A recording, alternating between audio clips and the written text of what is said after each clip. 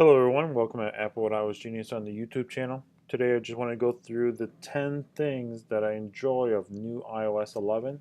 It's currently installed and running on my iPad Pro 9.7 inch with LTE service and a 32 gigs of storage. So let's go ahead and get started. I'm going to go ahead and do some screen mirroring on my device here.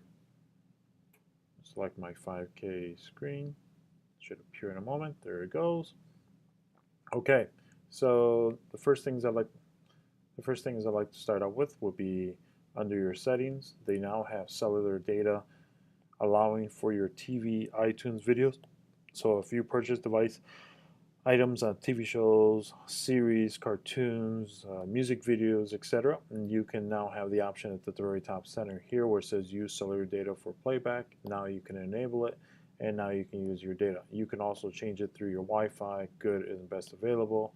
Cellular, I just select good, best available. I don't mind if it's possible, but it'll probably just take longer to downstream that content. I am running on T-Mobile with unlimited data, so I'm not really concerned and worry about going overage on my data. The other thing is under photos, you can select under here where it says cellular data. Let me move it close to the top, third row from the top right now. You can enable this option. So this is basically sees unlimited updates over cellular. Definitely want to turn that on. I have unlimited data. What great thing about this is that whenever you take pictures with any of your iOS devices, what happens is that it stays locally until you connect to your home computer Wi-Fi or Starbucks or so forth, so you can upload those photos. Now having cellular data on your device, this is very useful, especially with unlimited, that it will constantly send it and all your other iOS devices will be updated. So that's great. Love that very much. So then next thing is I wanted to talk to is about Control Center. So as I'm swiping down to the bottom, upward, and there's my Control Center on the right hand side. Those are all my options. There's my volume, my volume here, my brightness, screen mirroring, and the options on the accessories, my play, Bluetooth, AirPlay mode, as you can see there. So what I do enjoy, these bottom three right here, there's Apple TV, there's a little circle here with the dot, that's to do screen recording, and then I have a timer. To do a change of that, if you wanted to do that, is easily by going into your settings here, and then you want to select on your Control Center right there, and then here you can add and organize your additional controls. So basically those are the only three I primarily use. We could put all of them if you like, and then you can see how much more that fills to the screen. If this is open under an SDK, this will be definitely useful because I would love to put my app on there and just make sure my app is always there available. But I also do like to see if this possibility is like, say, the screen recording, if there was an option or icon that goes on the main screen. I'm sure Apple's probably in development of that process, so they can put that up there. So let's get out of this screen, go back to our Control Center, and as you can see, they all populated now. So I have the magnifier, I have an edit for notes, etc. I have an alarm, I have a camera, and then I have the flashlight because I enabled all the options. All right, so let's get out of that. The thing I mainly do enjoy under the Control Center is that they have the iOS screen recording. As you can see, as I touch it, it does not work. It's because I'm using Bluetooth mirroring. If I turn off the Bluetooth mirroring, then I can go into it. But I've already done a screen recording, so I'm going to do another one here. Now it turns red.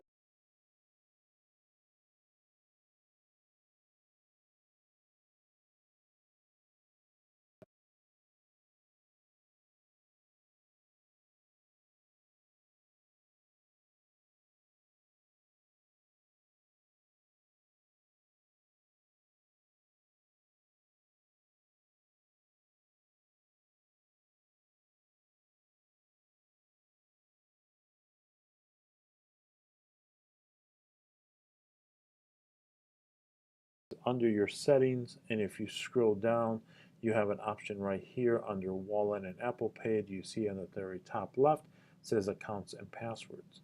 Once you select that, you would select on the top option where it says app and website passwords. Once you do that, you may be prompted with a security password or PIN or your fingerprint. These are all the passwords that I've saved in the years and so forth, and all the IP ranges. Since these are eternal IP addresses, we're just going to go ahead and select one of them. You can see there's a username as admin. That is the simple password. We'll select another one,ladmin. So there's the password for that. There's no need, like normally on a computer, you have a keychain, and under the keychain, you would have to enter the computer password to revalidate. Here, it does not require that because you already validated with the security password or your fingerprint. All right, so that's very useful. The next thing I like to enjoy is that under the settings, under messages, you have the option of messages on iCloud. So now you can sync it. As you can see, I'm already syncing it. This is very useful in case I needed to restore my phone because it was glitching out or so forth. You can, once you enable that iCloud account that has this syncing option for, it will sync all your iCloud content from the cloud back to your device like it was new all over again. Same pretty much process as if you were restoring it from a computer, except here it's more very current. So that's a great thing for the syncing cloud. You also notice that under Safari, under settings, they do have an option for saving offline. So at the very bottom, you have automatically save offline. When I had an original iPad and other iPads or iPods, that what happened, or iPod Touch, basically what would happen is that all my reading lists, I cannot read the content offline. I would have to wait until I connect somewhere else. But now they have an option to save it, so it will save all the articles related to that content. So that's pretty cool. Thanks for enabling that. Kind of late, but yeah. The next thing I do enjoy very much so is the keyboard. The keyboard on the iPad Pro is completely different from the iPhone. I would hope they will do this sooner or later on the iPhone, but we'll just have to see in how that works. So like say for an example, I would open Safari. Say if I was entering a password on Google or so forth, we'll just open up Google.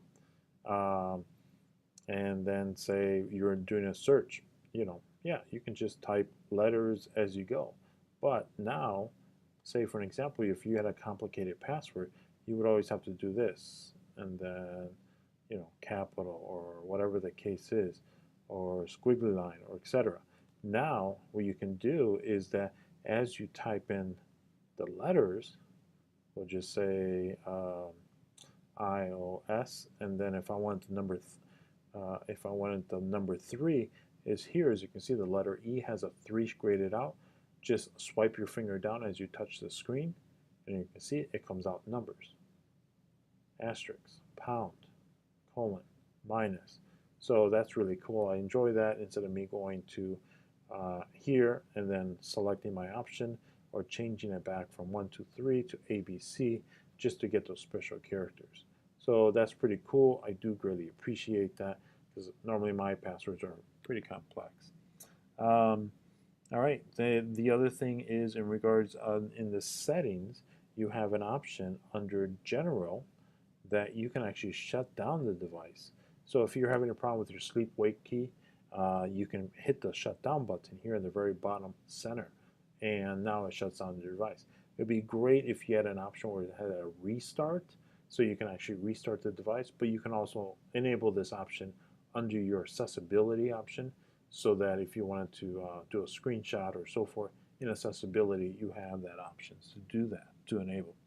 And then ultimately, so the basically two big things I love about the iOS 11 is the screen recording, as I showed you a moment ago, and there is a thing called, screenshot, which everybody knows, but now you can actually edit it. So like technically you can make a meme out of your screenshot, but you got to be kind of quick on it. So for an example, I have this app called Magic Plan right here and I have a review app on this. Great useful product, and this is my plan layout. So as soon as my plan layout opens up, let me select this again. This on the top right is my office currently at work. So I would like to make a screenshot and make some edits, like notations and etc., and I want to share it. So here it is. Press the home and the power button at the same time so you can get the screenshot. You'll see it appear in the bottom left corner. There it is. Now if you wait too long, this screen will disappear and be added to your photos automatically. There it is. Now if you wanted to do a notation to it, you can't. It's gone. That's pretty much it. I will show you in a moment how or what would be nice to re-edit that notation. So let's do another screenshot. There it is. Select the screen in the very bottom left corner. Now I have these options down at the bottom. I have looks like a highlighter, or that's a marker or highlighter. That's a pencil. There's the eraser. So this pen here is this. This one here, let's just pick a different color, is that. And then you have a pencil. We'll do that in blue. And then you have an eraser. You can erase it, but you can't just erase a little bit of it. It erases the whole thing. Then it looks like this is like a lasso, but it doesn't do anything on here. And then you have white and these six colors. It'd be great if they had a spiral so you can pick any other color if you wanted to. So for an example, I need to share this with the director. So I would put here, oops, wrong one. Let's put a pen here, and we'll say this is before. Oops, I don't really like that one, so let's go ahead and get rid of that. And let's make it blue. And then change our pen. There you go. And then we'll go black here on the right side. We'll say 1 of 2. Okay. And then once you're done there, top left corner, select done. Select save photos.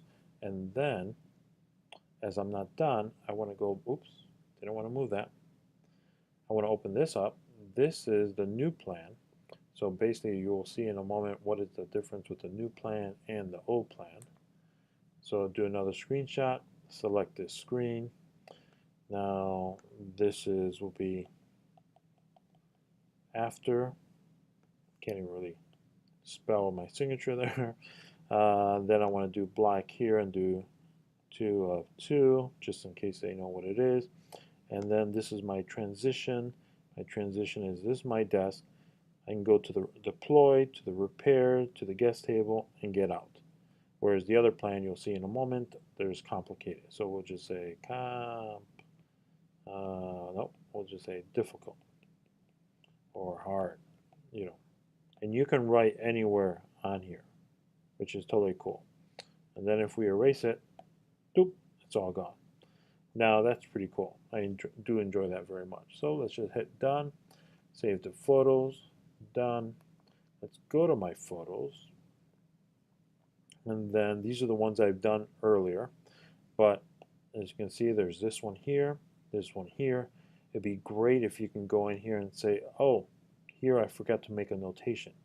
If I hit edit, you only have these options on the right. You don't have a writing option. You can't write on here. I'm using my Apple Pencil. It doesn't work. I'm using my finger. It doesn't work either. So if I hit cancel, go back, and this is what I was trying to do. So here's the before, swap change, and you can see there's my desk, and I have to hit these 3, 4, 5 things just to get on my office or to interact with these. And then my after is basically swapping it to the other side. There's my desk. Now I can get in and out with a swift run around the table. So that's pretty much what I want to share. So in regard to the screenshot, that is totally option, and that's totally cool. I like that very much.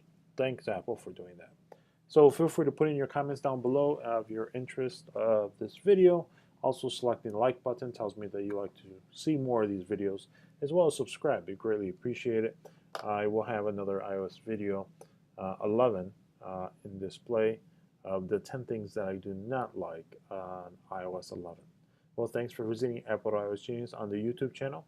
Have a great day.